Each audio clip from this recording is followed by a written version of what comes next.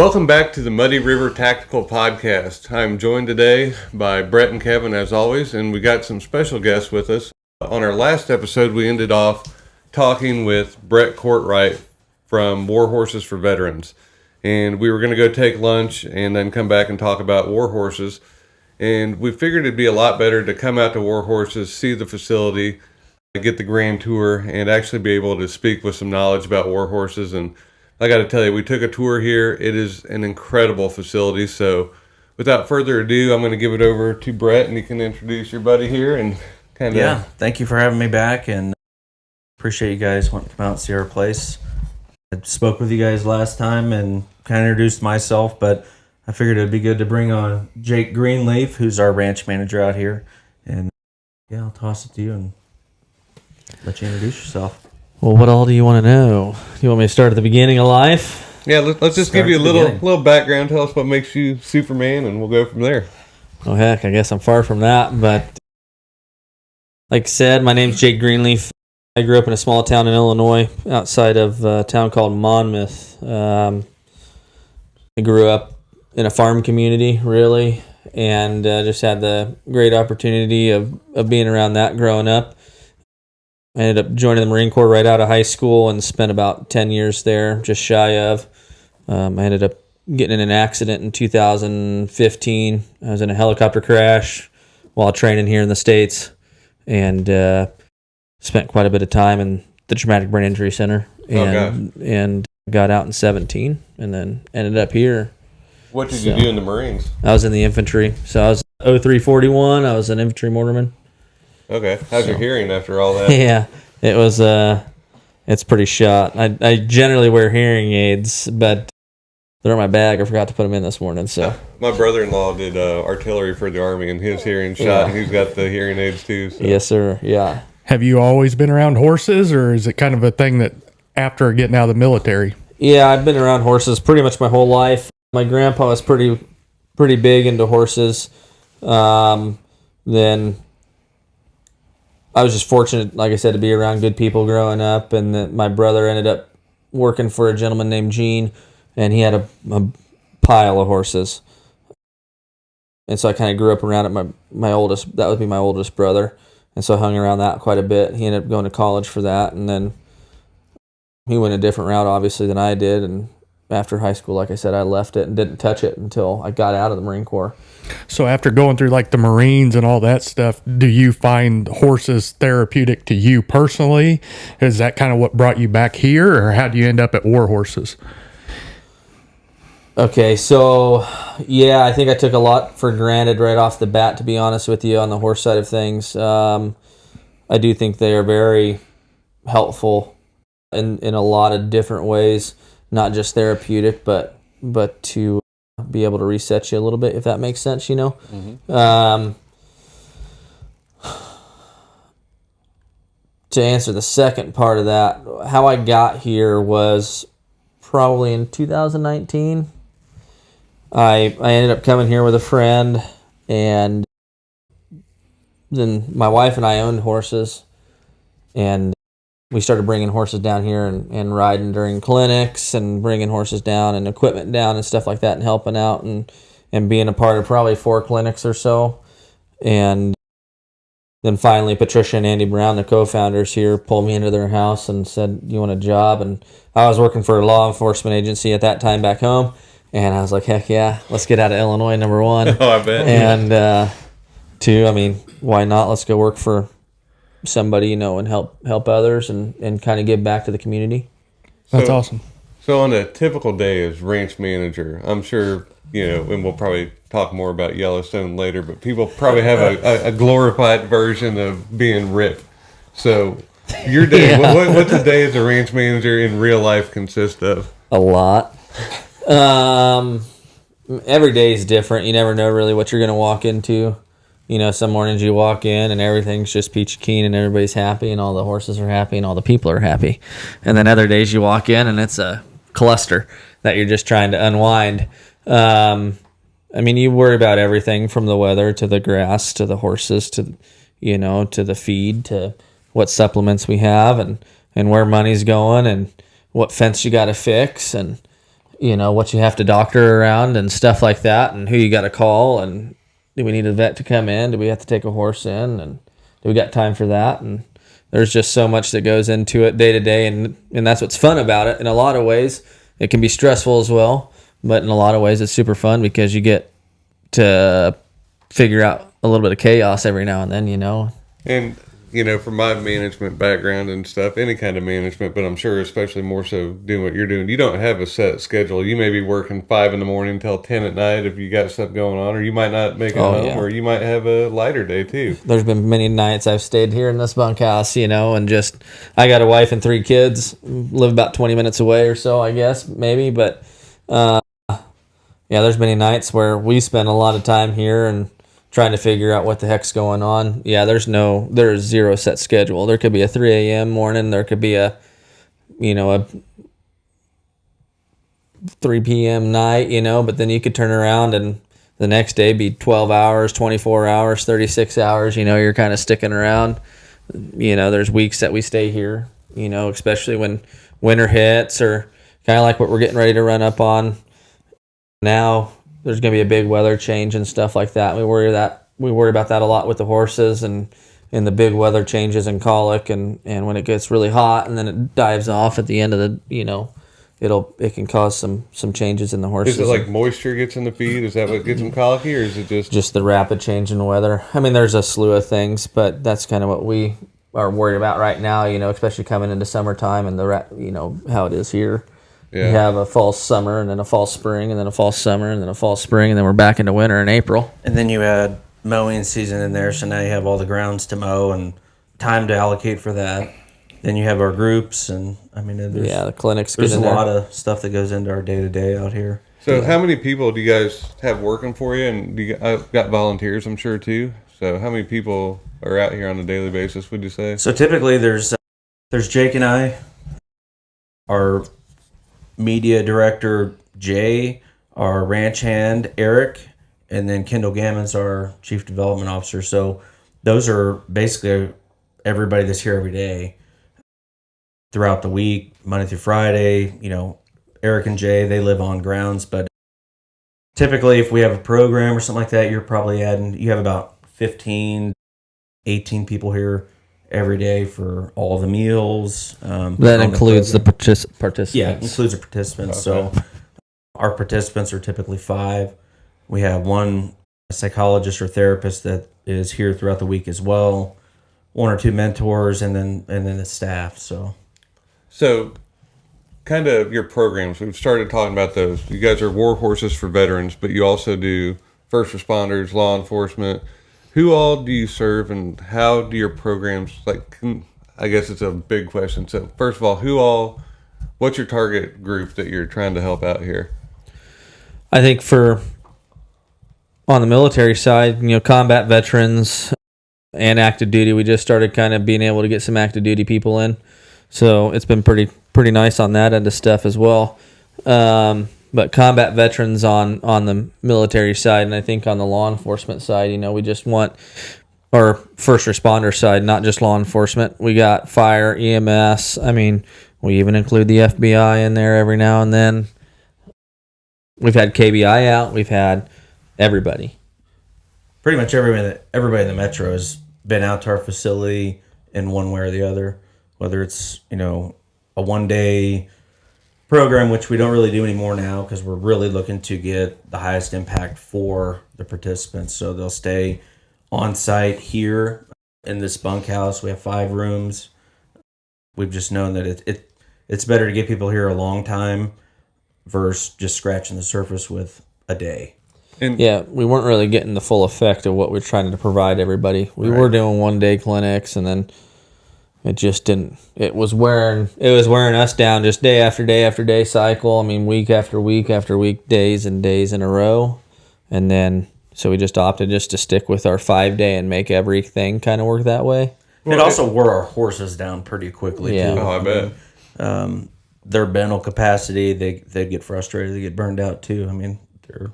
They're dealing with multiple people telling them what to do, and there's just certain amount of frustration that can come with that as well. And that's something I hadn't even thought about, because you're not out riding ATVs. You're riding a living, breathing creature with its own thoughts and emotions. And yeah, you got to take that into account. Yeah. Yeah. They take a lot on, and just like us, I mean, they've got to deal with everything emotionally, and they've got to deal with your emotions. We talk about how the horse can feel your heart rate up to 4 feet away, and it can impact your breathing. There's science out there now that's trying to show that a horse's heart rate and a human's heart rate can kind of sync up as they start to work together and stuff like that, and you can affect each other, which we do know that the human's heart rate can affect the horse's heart rate. That's been proven. And so think about, 5 people to 10 people on those one-day clinics every single day, changing out new people, and that, we change out the horses throughout the day, but it didn't really matter. They started getting really worn out and frustrated with it because they were trying to understand. About the time that they would understand each other, is be like, okay, it's time to kind of switch, and nobody really got the full effect, and the horse didn't really get the full effect. Well, so most of the people coming, they have zero horse background for the most part. Yeah. I mean, I think our last group was the first group we had where the participants had some horse experience, but a majority of our participants is slim to none. Now, is it easier, because I know, like, teaching people to shoot, they don't have bad habits if they've never shot before. Is it the same for teaching people how to ride a horse, or should people be nervous if they have no horse experience about coming to do this type of clinic? I think so. I think it does work both ways. I completely understand your topic or your question there. I think it is good. I think what's great about it, and what we've learned about people in this culture, especially we're lucky to have some professionals that are champions across the board in horse disciplines, come out here and they say, what's great about our groups is the clientele are so willing to listen, and you can tell them and they follow direction pretty well. And so I think that's more or less more than just the no bad habits. Everybody gets on a horse and tries to, control it rather than letting the horse really work underneath them. I think that's what we run into more than anything. But I guess nervousness of just being on a 1,000-pound animal is kind of what, gets everybody thinking more than most. But we're talking a little bit about participants coming into your groups and finding groups and 5-day clinics. I know we usually do this at the end as well, but if they don't want to make it to the end all the time, what's a way a participant can find you? Just kind of early on, just kind of get that out there. You have a website.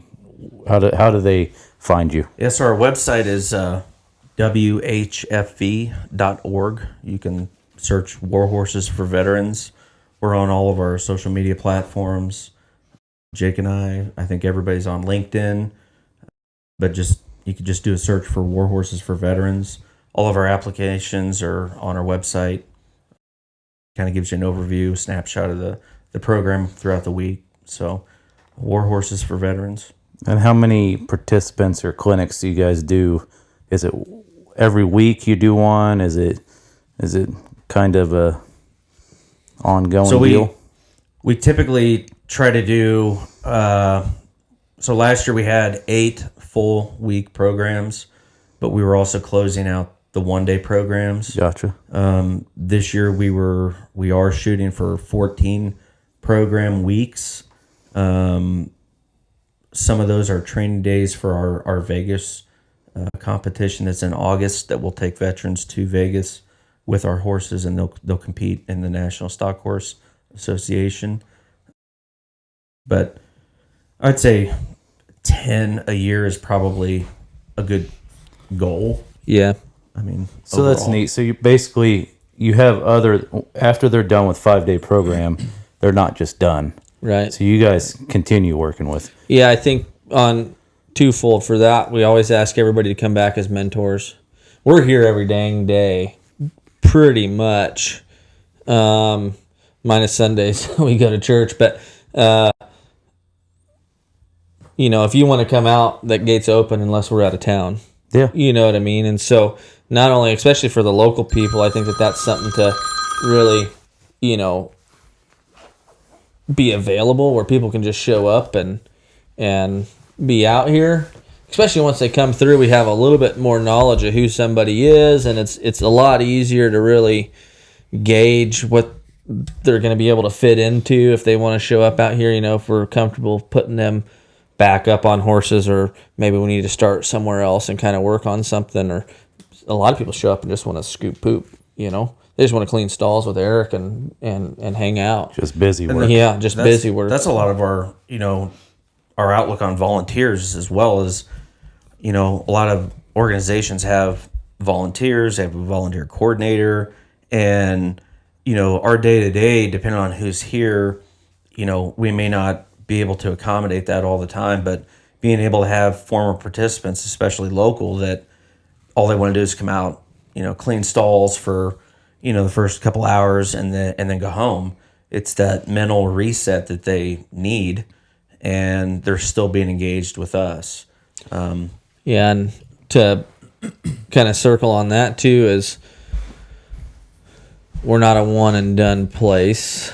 It's better for us, for volunteers, to be participants in a way, because they have a week at least week-long snapshot of kind of how the world works around here day to day, if that makes sense, And so more than just regular old volunteers, if we have people show up out here and volunteer, and we're very thankful for it. We'd like to see the participants come back and volunteer, because it's re-engaging them.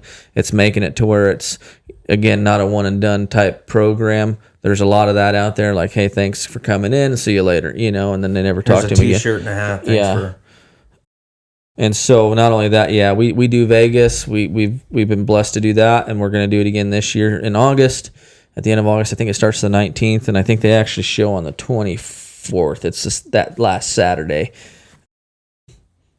And we try and bring them back in, and we try and get them set up with other trainers in their area so they can reach out to them and ride more and be more involved in something locally, because we know it's not always the easiest thing to get back to Kansas City for everybody. They got lives and jobs and trying to make a successful life after they've gotten out of the military 9 times out of 10, or they've still got a law enforcement job or a fire job or EMS. So what's a typical week for a participant look like out here?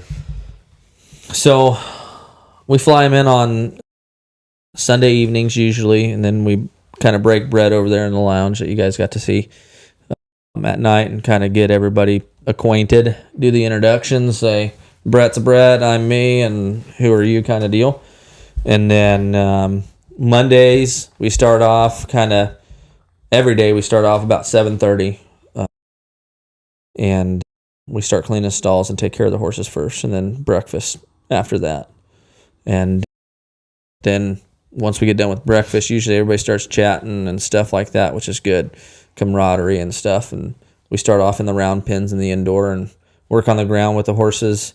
And then we do bareback here. We do some bareback riding. So once we get done with the groundwork, we put them on bareback. They learn to walk, trot, and lope bareback on specific horses. I think that puts people in a very vulnerable position to trust. And that's something that a lot of people don't know how to do anymore, is trust something else that you don't really have control over. We want to control everything, Excuse me. And then usually by Tuesday night or Wednesday, we'll have everybody in the saddle and walk, trot, and loping in the saddle. And then it's hell bent to the weekend. We just Wednesday, Thursday, Friday. I mean, we're going 100 miles an hour in the outdoor. And I think that's what separates us from most clinics, is when we push the envelope on the horses, and we really try and push people past their comfort limits, horseback. And we have great horses here that allow us to do that. They're not going to do anything ridiculous, but they're also not duds. They're not your dude ranch horses that are just going to kind of walk lazily along. The horses we use for the clinic are the same horses that we use in horse shows and stuff like that. So they still got fire, they still got drive, they got a lot of cow sense to them, they got a lot of knowledge and and understanding of what they're being asked, and so it makes it a lot easier for us. So the participants, you're teaching them how to ride. You're doing some roping. Are you cutting cows? Are you doing all the above? Yes, sir. I mean, it just depends on the group. Some groups are different than others. Some groups progress faster than others. Some groups request to do different things, like we've had a group in and they really enjoyed cutting. And so we kind of stuck around cutting and stuff like that. And we've had another groups that really enjoy the roping side of things. And so we kind of stick to the sled, and we might rope a few live steers and stuff like that. What's great about what we have here is that nothing is really limited in many ways. We get to push the envelope in many different directions, and we have a good variety of horses that are generally great at everything. And then we've been, again, fortunate to make some good friends that are professional trainers. Then they come up and help us, and they can, take these guys and work with cattle in the pen, and they run down the fence. If you've ever watched Raining Cow Horse, they run down the fence with a steer, and they slide and stop and turn and all that fun, happy jazz, and they have a lot of fun. It can be very nerve-wracking, but it's also exhilarating. I mean, and, starting out through the round pen, like Jake was talking about the round pen, I mean, that's kind of the starting point for horses, for people. And, throughout the whole week, the biggest thing we're really trying to teach people is how to breathe again. And that's kind of the focus of, being able to take a step back from the noise, whether it's work, military service, but just being able to kind of learn to relax again. And so that round pen on day one is crucial to the rest of the week. I mean, that's where a lot of people have the most impact and breakthrough is in the round pen. And you're not even on the horse. You're moving a horse in the round pen. You're learning to regulate yourself. And, that's a huge deal day one to set you up for success later in the week. Yeah. Well, and I know I'd kind of asked you when we were doing our tour, it's learning how to, and you'd mentioned learning how to trust the horse and work as a team. And because I was asking Brett, I said, so when you get on here, the horse pretty much kind of knows what to do, and you're worried about the rope, and you're working as a team, so he knows how to, angle a maneuver against the cow or, what you're doing. So it's really kind of building that teamwork together in something that you're not used to doing. In a way, it's the horses aren't just plumb automatic by any means. Like I said, they have a mind of their own a lot, and you still have to ride that horse. They're not, like I said, deadheads that are just plain and have no mind to really move or anything like that. You still gotta, they generally know, okay, if I'm tracking the dummy, I should be here, right? But you still gotta have some input to it all. So there is a lot more than you have to, like you said, make that teamwork. So. Well, good. Where do most of these horses come from? I know you champion lines of horses. Where do they mostly come from? Some wonderful people. We've some of our board members here, they've helped us out a lot. Wayne and Michelle Hansen from Iowa. They have Hansen quarter horses. I think originally Warhorses pretty much, they donated a majority of the horses to start this off, if I'm not mistaken. Yeah. And it was before my time here, but I know where they come from. And then thankfully here lately, we've had a lot of people that have invested in Warhorses in many ways, and one of those ways. Sorry, I went to school in Illinois in public school. Is they're always looking for horses that they think might fit the bill here, right? So we get calls quite a bit and just say, hey, you might want to look at this horse, or hey, maybe you should come try out this horse and figure out what's going on. And so we've been working with a group of people, and 9 times out of 10, people know what we're looking for. But we generally buy our horses. Obviously, we're a 501c3, and if somebody is of the status of needing a tax write-off as well, we've worked on paying part and tax writing off part, and stuff like that. we're looking for pretty specific horses, and they're not really cheap. Well, and that was my thing, because my wife had horses in the past, and she had entry level horses that were, in my opinion, worthless. I mean, they had no more idea what to do than she did. Yeah. Neither one of them knew anything. So trying to get a horse that is capable to push the envelope, but also be, in a way, safe enough to trust somebody brand new coming in here. Right. To build trust, you don't want to put them on the wild, crazy horse. So I know nothing horse related is cheap. So that's why I was kind of curious. Not in today's day and age. Back to Yellowstone. Yeah. Everything got really expensive. Yeah, it's not cheap, but we have to have a specific horse, and so that's what we're doing. Have you guys ever, and this is just curiosity, because in the past we actually bought a car from a Kansas City police, but he is on the mounted patrol or whatever they call the police horses, and it was down in Kansas City somewhere, but he worked there, and we picked up the car from there. Long story short, but he showed us the whole facility and all their horses, and they got like a bunch of donated horses, but they were kind of the same way. Do you guys ever see any horses like that come out of patrol stuff, or not really?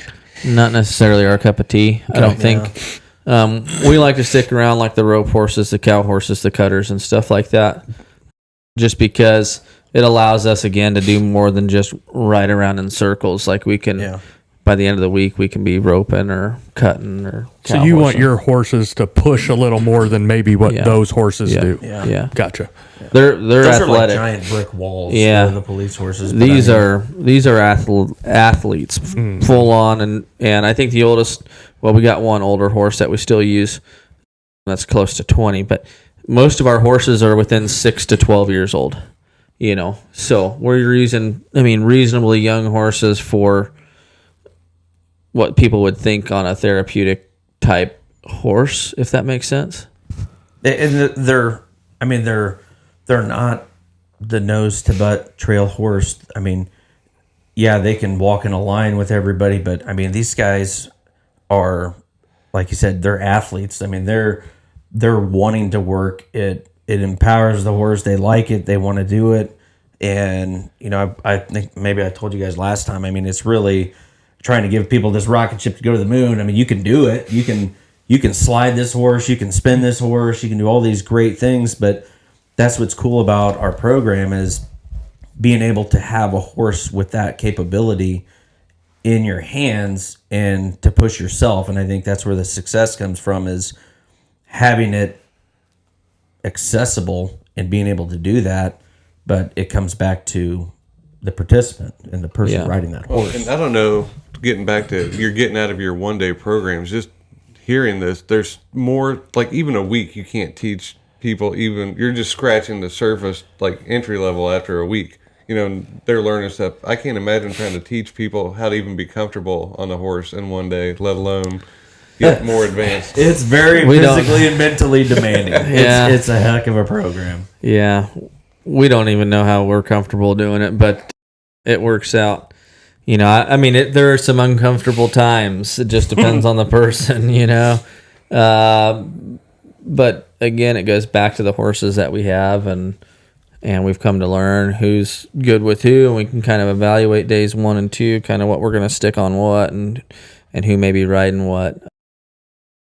And we just try to take out as many of the variables as we can. But at the end of the day, you still got a human brain trying to control a horse brain that has it's a mind of its own, and who knows if a leaf's going to blow across the arena, on a Tuesday, and one of the horses is going to say, "What the heck's a leaf?" Praying to God that somebody stays in the center of that saddle and doesn't come off. But, Yep. we do. We have people that do come off. Yep.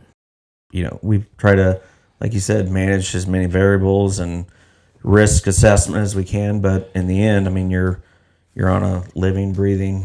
And I think horse. that's what's different about us too, is we're not against that. As much as we don't want people to fall off, like, we're here to push the envelope. That's what makes us different.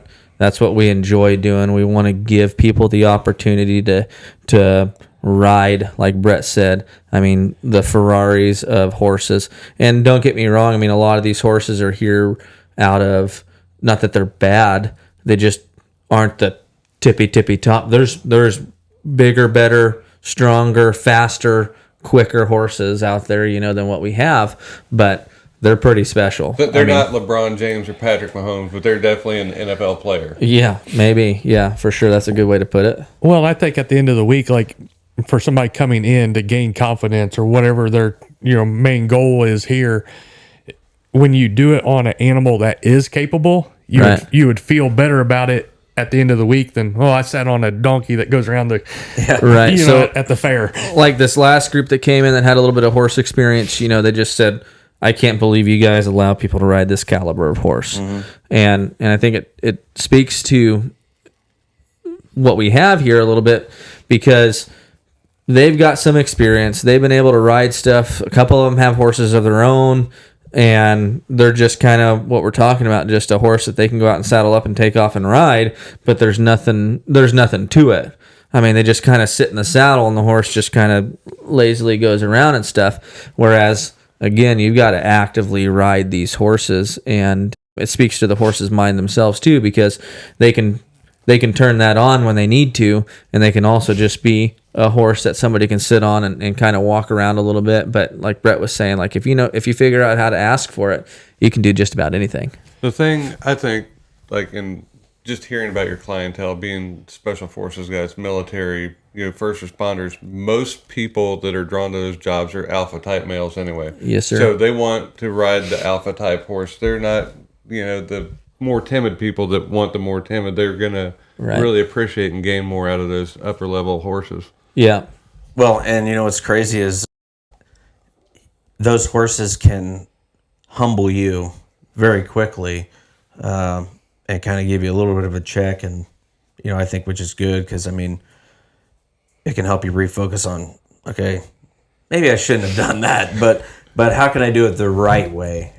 So it's kind of cool to have that caliber of horse. Well, and even on the tour we're out there, and I couldn't believe how big some of the horses were. I've got very limited horseback riding. I've been on a few trail rides, and that's it. And you're out there and you're like, oh, watch this one because he can get feisty here, So, and I wasn't even on him. I'm seeing on the other side of the pen from him. I'm like, all right, I respect this horse already. Yeah, they're big animals for sure. They're 1,000 pounds generally, give or take. Some are bigger, some are less. In our barn, sure, there's huge horses elsewhere that are way bigger than that, but yeah. So with the program, like during the day, they're doing all horse stuff. In the evening, does it continue? What's like your evenings during that week? There is a lot of horsemanship throughout the week, but when there's downtime, they could be learning how to rope. So we have a lot of roping dummies on the ground, learning to keep rope management and being able to be able to rope off a horse later in the week. But we also have an on-site therapist or psych, so there's after actions, which are typically before dinner. So we go over the highs, the lows of the day, goals. We typically have a journal entry that they'll journal on overnight, and we'll discuss it the next day. There's presentations from whether it's Kendall or maybe somebody else, but we also teach a communication class called E-Colors, which is, that in a nutshell. It's learning why you communicate the way you do and how you communicate, and here's a couple ways to maybe communicate better with so and so. There's talks of spouse relationships, kids relationships, dealing with trauma. We sit around the fireplace out there, the fire pit out there by the waterfall, and it's kind of open there. I think Jake explains it the best. Of we have an agenda, we have a plan to get there, but how we get there could be dependent on the group. But really focusing on the mental health side as well, because people do come to us and they're wanting to improve the overall quality of life, and that's what we do. Yeah, I think what makes us different with all of that is two things. One, we're not just horsemanship. We're trying to give people the impact through the horses on the mental health side of stuff. And two, there is downtime, right? Because we're always searching for something to do. Even as just men in general, we're always just trying to fill maybe the agenda in our life and make sure that we're busy and accomplishing stuff. And I think people with who we serve here at Warhorses are even worse at that and trying to. There always has to be an agenda, right? And that's what one of the guys walked up to me one time and was like, "Okay, what's next? Okay, what's next?" And by the end of like day 2, I was like, "Look, buddy, you can go relax on the couch. Like there is time to hang out. Everything doesn't have to be a scheduled, like full on event. Like you can take a step back and relax." And he probably slept on the couch for about 3 hours. And we have a chair over there that kind of puts you in zero gravity and stuff like that too. And we've had people, knocked clean out. And we we'll adjust based on the participants. I mean, if you got 2 people sleeping on a couch, they probably need it. They probably haven't slept in days or weeks or months or had a good sleep or forever. or just been able to enjoy a good meal and just sit and just be present in what's going on in their life. And that's huge. We push that a lot, is be present, be aware of what's now. Well, and that's what, like, to me, being an outsider looking in, where the week-long program makes the most sense, because you get a guy that comes, on Monday or whenever you start, super vulnerable to whatever's going to happen. Then as he starts gaining trust and then more people around and talking, it opens them up.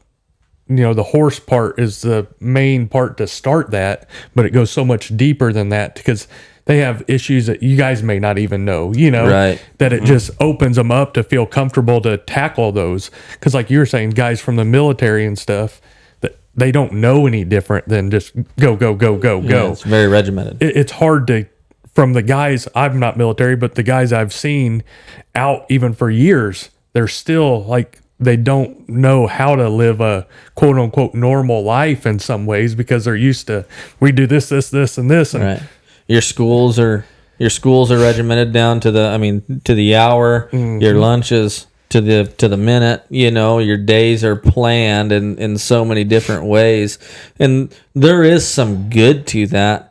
But if you can't stop that for a few hours of your life, there's probably something wrong about it. If you can't sit down on a couch and just take a breath and relax and literally just kind of work on yourself for a minute, you probably should learn how to do that, So you guys, you're saying you're shooting for 14 week-long classes or sessions or whatever you want to call them. Are those pretty much like you work with certain organizations that bring these guys in? Or like say there's somebody that thinks it's beneficial to them, do they have to be through somebody else to get to you guys? Or how does that work from like a program standpoint? A lot of our participants, especially now, are by word of mouth. People go back to their units or their firehouse, PDs, whatever, and they know better than anybody else how to promote the program. And it may not be beneficial to this guy, but this guy needs it and would exceed at it. But there's also, we have those week-long groups, but there's also area agencies or that comes up that's like, we need to send people to you. There's something happened at the PD or the firehouse or whatever, and if we can make it work, we will. But that's a lot of the stuff that we do outside of that. But typically it's participants, and we're on all the platforms and all that, but a lot of it's by word of mouth. I think that's our biggest success. Yeah. We've been able to have a few partnerships with some other organizations lately to be able to bring in people and stuff like that. And we're hoping for more of that, because that helps us out too, right? We want to make sure that the people that are coming in are going to invest their time wisely, you know what I mean? Because it's investing our time wisely. And just like we were talking about with this last group from the Charlie 5 group, it takes us a lot to put these groups on. We're prepping for weeks before, before even other groups end. Sometimes we're prepping for the next group and getting everything scheduled out and getting flights and getting all this stuff put together and making sure, that everything's done. And even though I was out sick, these guys just did basically 3 groups, and back to back. It was on a week, off a week, on a week, off a week, on a week, and thankfully I missed the first 2. I was in the hospital, but it worked out for me, not for them. But they're already cleaning the lounge. Still haven't had a day off. Yeah, they're already cleaning the lounge, but they're ending on Sunday, and they're getting ready for the next group, a couple weeks or a week and a half-ish later. And so, good. Go ahead. No, for people who want to get involved, and whether that may be donating money, coming to, volunteer at the facility, doing things like that, can you tell them like what their money's going to help? And I know it just comes better from you. What kind of breakthroughs do you see with these people that are dealing with stuff? Like, where's their money going, and how's it really helping? So, I'll say Brett can really talk more on the money side of things, but I can say this side of stuff. Like, everything is paid for the participant, whether they're local or they're from, we had some New York State troopers come in. We fly in people from Washington. The flights are paid for. The food's paid for all week. About the only thing, any expense anybody would ever want to have is, one, getting to the airport themselves. And then if they want to buy something before they get on that airplane or on the trip here, generally if they're flying in, we'll take them to lunch right off the bat or whatever as soon as they land, if they get around lunchtime or whatnot. But everything is paid for. So they have nothing to worry about. It's Nothing. Bring your clothes and your personal hygiene. That's basically what we send out to people. And as far as the impact, there's been, I can't count how many people have had, truly, emotional breakthroughs around the horses, around the fire pit talking. We've seen tons of people just break down crying, sobbing. We've had people have, come in with maybe not the best attitude on life, but, they leave energized. They leave fulfilled. They have a plan. They have structure of how can I make my life better? How can I fix this, that, and the other? But we also create a community here with some of these guys. We've had people come in and tell us like they don't have any support structure. Mm-hmm. They can't go home, especially on the PD side of stuff. We have guys come in and say, I can't go home and talk about what happened. I can't go home because my spouse has literally said they don't want to hear about it. Or they're tired of hearing about it. And so we have group chats and emails and all that stuff, and we try to stay connected with everybody for what we can. But those people stay connected for sure, and it creates a support structure in a way, and it creates like a little bit of an outlet for people that, just on, was it yesterday? A group from last November, we started, just, hey, how's everything going, guys? And so it creates a lot of community. Yeah. And as far as the money goes, we're a nonprofit. Every penny counts. Every penny counts. We thank, God, what we do get. We're very thankful for the donors, and there's a lot of people that are monthly donors. They just set up a reoccurring payment every whatever day in the month, and it's $50, $100, $25. That goes to keep the horses fed. It keeps the power on. It keeps people here to mow, to keep the grounds where it's at.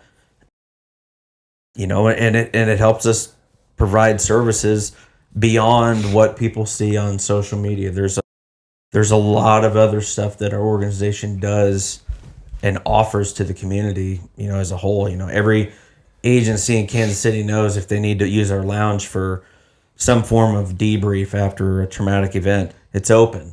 As long as we don't have a group here, it's theirs. They don't have to pay for that. They use it. Well, and the cost for horses is just, we talked about, Yellowstone, we keep kind of joking around about it, but like the cost of horses after that show came out has went through the roof. Yeah. I think the cost of, everything has gone through the roof lately. Maybe. Yeah. But the cheapest part of a horse is the purchase price. Yeah. Hay costs a lot of money. Grain costs a lot of money. Supplements that we give our horses to keep them healthy and keep their stuff going cost a lot of money. So there's a lot to everything that's going on with that and how things work. And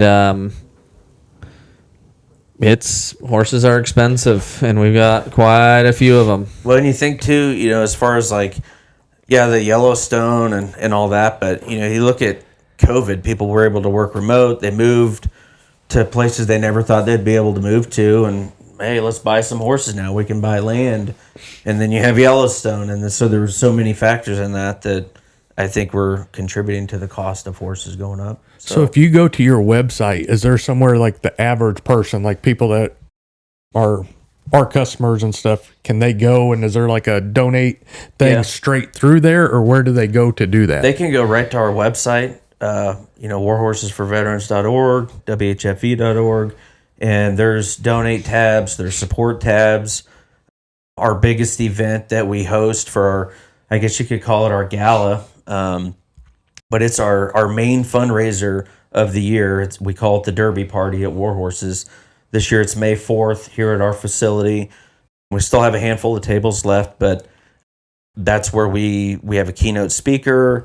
We have a live band. I mean, typically we have about 450 people on our grounds in the indoor arena. We put a nice hardwood floor in there made out of plywood. So, but a lot goes into it. But there's, Tito's Vodka is our premier sponsor again this year. We have a lot of good companies that sponsor every year, but you can go right to our website. There's donate tabs, support tabs. There's info on our programs, the staff, the team, and absolutely. And that's why we are so excited to do this podcast. Obviously, we've been buddies for a long time, but we're to the point in business where we want to start giving back to people, however that can be. Yeah. And so many of our customers, even locally, would give back to something if they knew where it was going. Right. Yeah. Unfortunately, in this day and world, there's so many places you can give money. Yeah. And sometimes pennies on the dollar is going to help something. But when people know and see the impact, like that video you showed us, I'm like, I don't even want to watch it because I'm going to cry here at lunch. When people see stuff like that, there is good in the world. They just need to know the right place to put it. So I think this is an awesome way, especially locally, for people to know that. Well, and that's the biggest thing too. I mean, we're based here in Kansas City.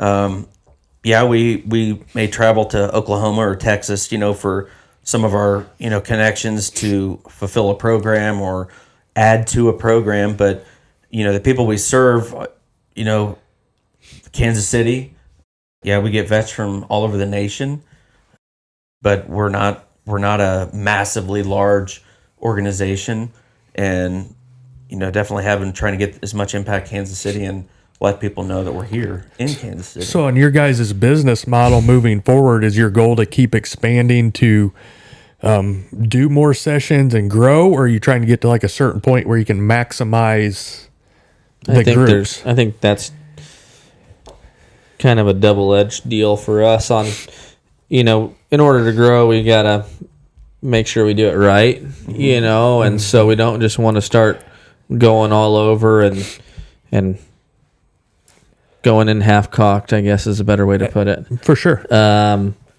Everywhere. So we have a great base here.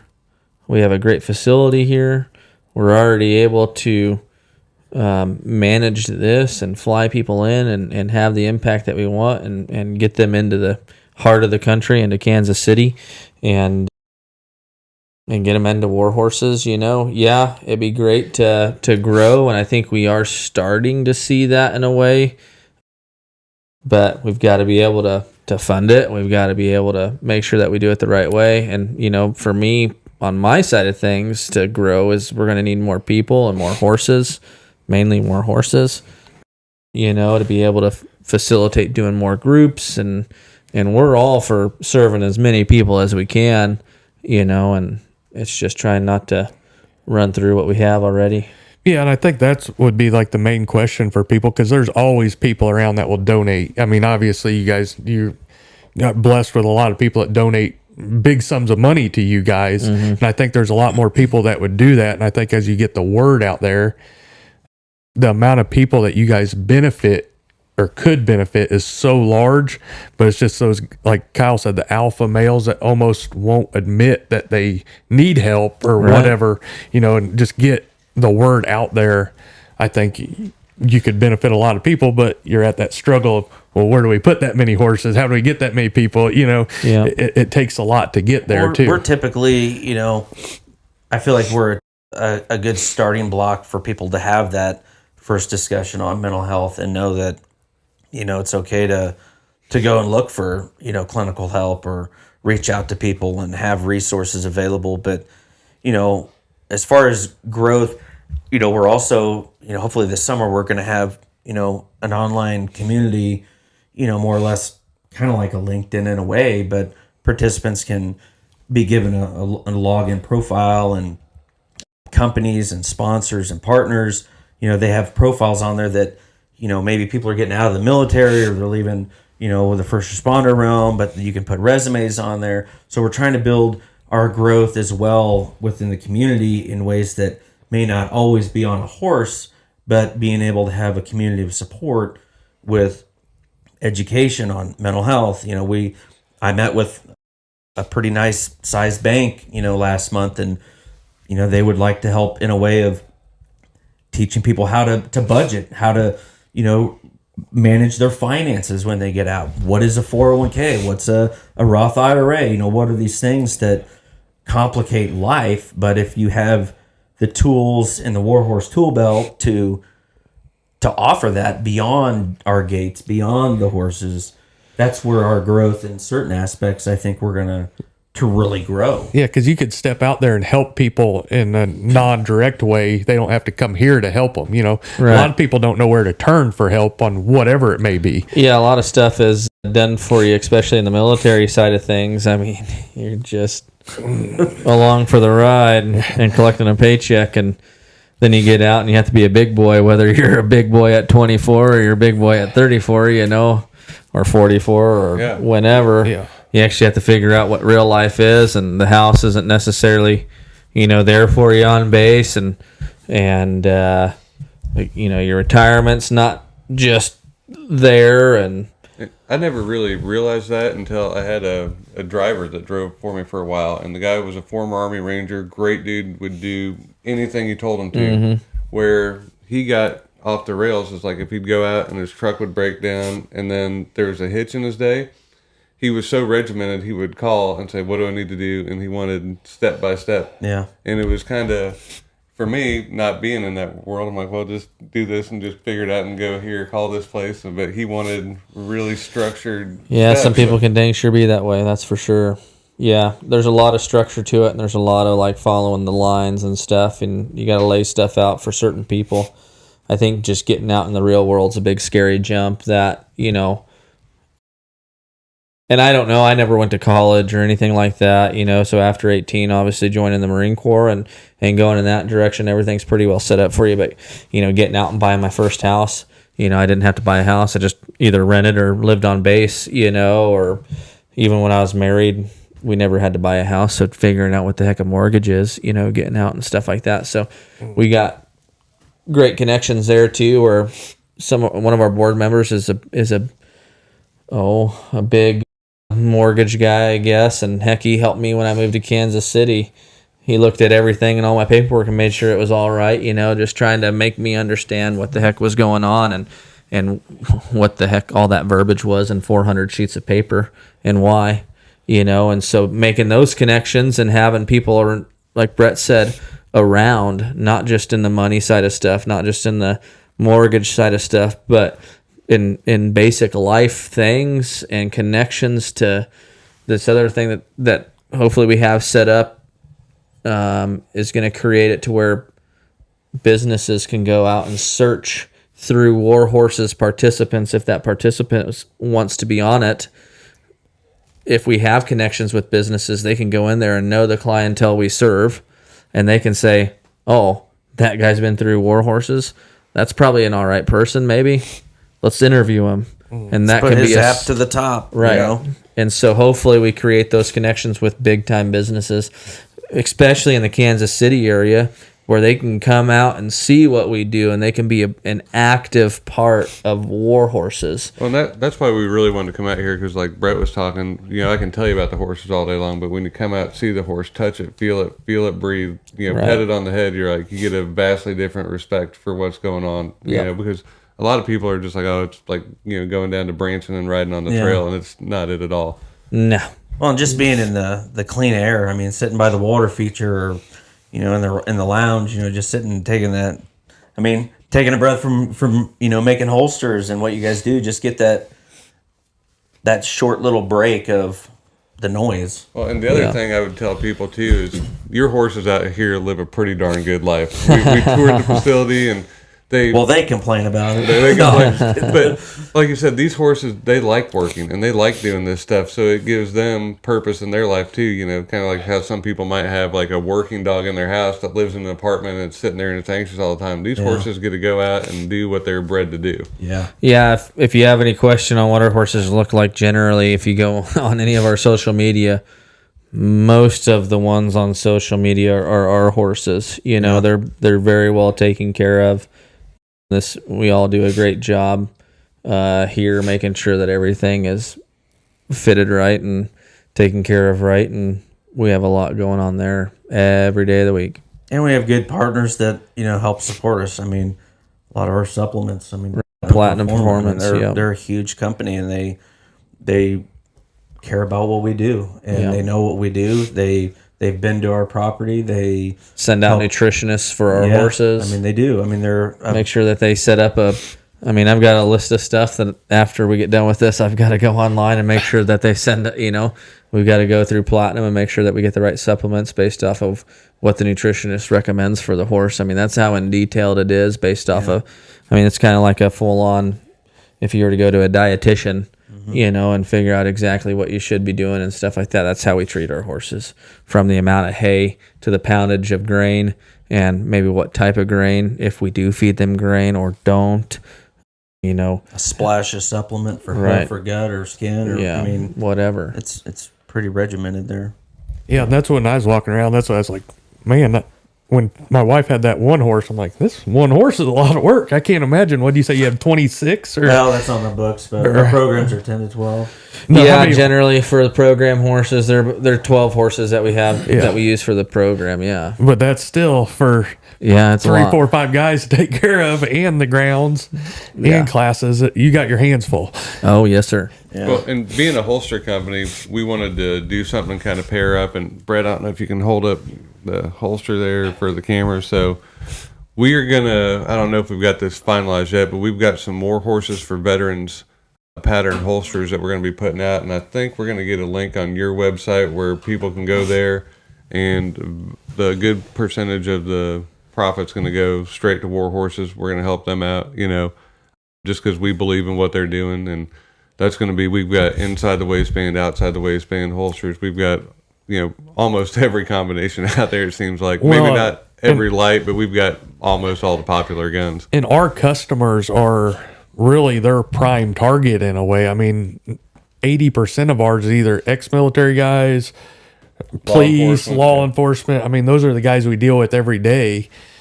So getting them to know that, but also a way to give back, like those holsters. Whenever we do it, I think it's going to go through your website. That way we can track it or whatever. But we'll put it out on ours where our customers can go through your website to do it and just give back and help each other. And, a lot of people don't know where to look for stuff. No different than that. They can go there and that means the help world's two birds with one stone. Can't thank you guys enough for that. I'm going to get one. Jake's one. And then also I was wondering, and we talked about this briefly, but like on your shirts and stuff too, about maybe getting some of those on the website and stuff, and yes, sir, give back through that way. If our customers go and they want a Warhorse shirt, they can add it and put proceeds back to you guys. And yes, sir. Just kind of make it where it's everybody helping somebody. So maybe our customers aren't going to go and donate to your page. They go, oh, I'll buy a shirt. Well, that's still, like you said, every penny counts. And we greatly appreciate bring that. awareness to everything. Well, that way. And your money's not going to buy Brett a new Ferrari or a yacht. He's already got one. Yeah, got another one. But no, you can feel really confident it's going to a good cause. And like I said, look at the social media. look at some of the videos they put out, and just after touring the facility, I'm really impressed with everything you guys are doing out here. I'm really glad we chose to come out here and Yes, get to sir. see it and experience Happy you guys it got to firsthand. make it out here. I know it's a little bit of a drive, but I know. thank you I know you guys. said on that Derby party. Do you want to elaborate on that more? You said you had more tickets available. If somebody's interested in that, how does that work? Yeah, Or- so I mean, if you go on our website, horsesforveterans.org or whfe.org, there's actually a link for the Derby party. You click on that, and it goes right over to tickets and tables. If you want to sponsor, we'll put your logo up on all of our stuff. But basically, you come out, and once you purchase a table or tickets, you're there for the whole event. It starts around 3:00 in the afternoon on May 4th and ends with a live band from 8 to 10. So, and there's a live auction. There's the Nigro brothers from Nigro Western. They're going to be auctioneering this year again. The Suburbans, they're going to be the live band.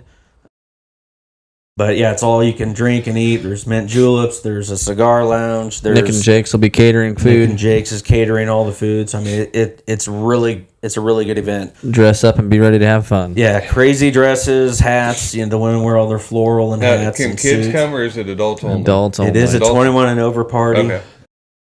But yeah, that's We do our provide plan. bus service. Yeah, parking's off site, so you'll park literally 8 miles away, and the shuttle brings you right to the barn doors. They're right in the arena. And there's security out there on the parked cars and stuff like that. We use one of the local high schools' parking lots and stuff. And then if you buy your top tier or the second to top tier, you get house picked service. up at your house. Yeah, the shuttle wow. will pick you up and drive you here and take you back to your house at the end of the night. So You can't go wrong with that. no, and all the proceeds just go back into the programs, into goes the back into the organization. program. it's our That's all basically our operating. yeah, you know. I mean that's And your money's really going to change somebody's life. 100%. Yeah. 100%. I don't know what the percentage is, and kind of going back to what one, I think it was you that said it, is that some people do worry a lot about kind of nonprofits and where things are going, and especially with the whole, I'll just throw it out there, the whole Wounded Warrior Project thing that everybody saw on the news, where they're taking luxurious vacations and stuff like that. I don't know about vacation for you, but I haven't had a vacation in years. I mean, we work a lot here all the time, and I was thinking about this after the last group that came through last week. It's probably, when there's a group here, I would say every bit of 70 to 80 hours just Monday through Friday. yeah. And Just so those days. that goes to the talking about the donations and stuff. I mean, yeah, it takes a lot to keep these horses going here, but it takes a lot for us to fly people in. It takes a lot for us to get this bunkhouse, keep it going, not get it going, but keep it going. We provide them breakfast, lunch, and dinner, and it's good meals. Nobody leaves here hungry whatsoever. We bring in a chef in order to make sure that we have time for the whole entire group, and so they're getting good meals. They're getting good. You can see the quality of the bunkhouse here. At least you guys can. I mean, it's not it's not a shack. We'll take some pictures. It's when you said bunkhouse at first, I had bunkhouse in my mind. This Yeah. is nicer than my house. with an outhouse out back, Yeah, With a yeah, bedroom out there. seeing the dirt through the floor. No, Yeah. this is nicer than my house. So, I mean, It's, they're coming to a nice place to get do really good stuff. So nobody's going to come here and be disappointed. Yep. I mean, it takes money to run it, and that's where your money's going, and it's going to good things, helping good people that have supported this country and fought for this country or fighting for your communities right now, especially in today's world. There's a lot of crap going on, and it takes some pretty special individuals to, when you don't have the answer and you dial 911, guess who's coming to save you or coming to help you or handle the situation you can't handle. It's the men and women of law enforcement, fire, and EMS. On your worst day, it's there every day.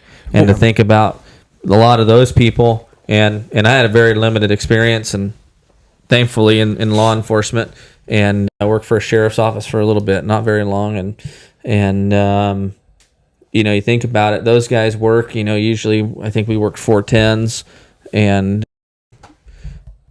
4 days in a row, your community is expecting you to show up whenever dispatch, hands you a call, and think about communities like this, where Kansas City or even anything in the metro. I mean, you're hundreds of thousands of people that you're serving, and I don't know what a shift's like around here, but a dozen, 2 dozen, 3 dozen officers. I've heard some of the Kansas City area. I mean, people start their shift. There's like 30 or 40 calls pending. Right. And so those guys are answering calls after calls after calls after calls. People that can't handle their situation, whether it's a domestic, whether it's a shooting, whether it's their kids choking on something, and they're coming to save the situation you can't handle, and they're doing it every day, all day, for 30 years. And the sad part is they're making pennies on the dollar to what they should be making. For sure. Nobody wants to do their job or can do their job. Yeah. And they get scrutinized for everything they could possibly do wrong. Right. You could go work at a warehouse and make what most of these cops are starting out making, Right. So for those guys to give back to help them is the least any of us could do. And that's why I think it's so important that you guys don't charge the participants to come here, because there's not an economic barrier in people getting help here. You can be the poorest guy or the richest guy and you still get the same quality of help across the board. Yeah. 100%. Yeah. And that's what we're happy about, is we do have an ability to let anybody pay for anybody. And like Brett said before, I mean, it goes beyond just these gates and everything we do here. Excellent. So if somebody has any questions or whatever, do you guys got like an email they can email to, or how does that work? Or does it all go through the website? You can email info at whfv.org, or you can just go on our website, and all of our contacts and stuff are on there as well. Excellent. Yeah, and for Muddy River Tactical, we got MRT Podcast, 15% off the website. Again, be looking for the Warhorses for Veterans holsters we're going to be putting out, and that's going to be given back to them as well. Well, and if Brett's all right with it, I'm going to have him send that video, the one we were talking about where I didn't want to finish watching it.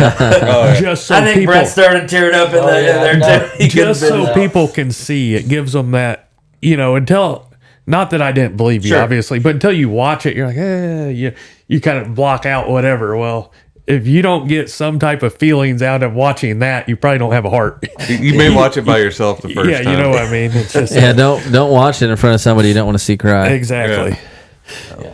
They showed us in the middle of a restaurant. I mean, we had to stop. Yeah, Brett, I can't watch this kind of stuff here. It's pretty heartbreaking sometimes when you're watching that stuff. So excellent. Well, I know I'm really happy about our partnership that we formed with you guys. We're going to keep, yes, sir, keep helping you however you can. And if there's anything we can do, just let us know. We're here for you guys. We really believe in what you're doing. Amazing grounds. We'll get some pictures, videos put up. Heck yeah. Get the podcast posted. Is there anything else I didn't get to talk about that you guys wanted to talk about? Hey, actually, thanks for coming out. Hey, one thing. Yeah. You told me about your trigger finger last time. Can you go over the trigger? I'll tell you that one off air. Off air. Right. More story. All right. Good. That's not a Warhorses story. That's not a Warhorse story. Oh yeah. That's a little personal. Yeah. All right. Well, we're gonna wrap it up here from Warhorses for Veterans. Make sure you check them out. They do great work. If you have any contact or questions, get in contact with them, or if you can't get in contact with them, find us on the website. We'll make sure to get you in touch with who you need to talk to. And Kevin, you want to wrap us up like always? Yep. Thank you guys for joining us. And until next time, keep practicing and always be prepared. Thanks, guys.